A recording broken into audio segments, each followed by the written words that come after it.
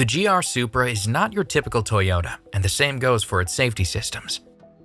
In addition to a wide range of passive safety features, all Supra models come equipped with the following 3 active safety systems: pre-collision system with pedestrian detection, lane departure warning with steering assist, and automatic high beams. This 2-part video series will review what each feature does, starting with pre-collision system.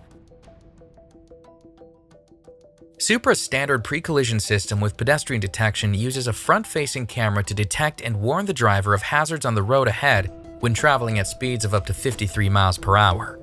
This system's advanced image recognition capabilities allow it to differentiate between various hazard types, including vehicles during both daytime and low-light conditions, as well as pedestrians and bicyclists during the daytime. So, if the system determines that intervention may be needed, it will activate to assist the driver in avoiding or mitigating a potential collision. When activated, pre-collision system's operation can be broken into 3 phases.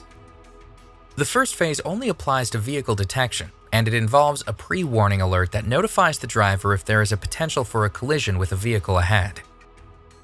It does this by lighting a symbol on the instrument panel, as well as the available head-up display if equipped.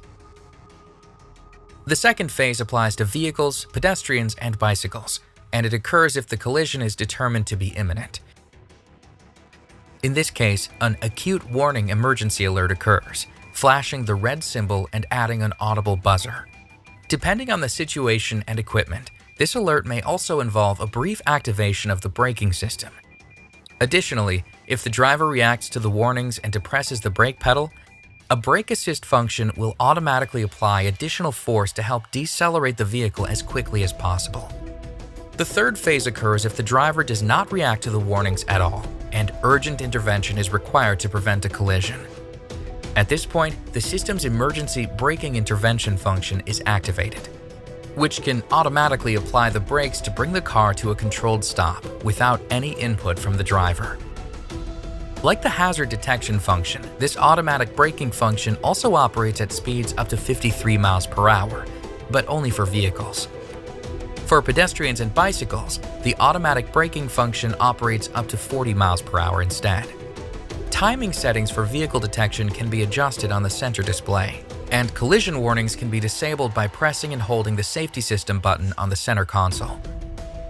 Please also note that the available driver assist package enhances the pre-collision system's operational speed range thanks to its addition of a radar sensor.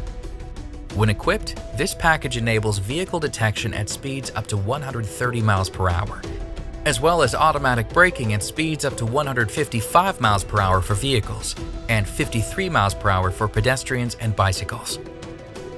This concludes the pre-collision system overview. In Part 2, we'll review the lane departure warning and automatic high beam systems.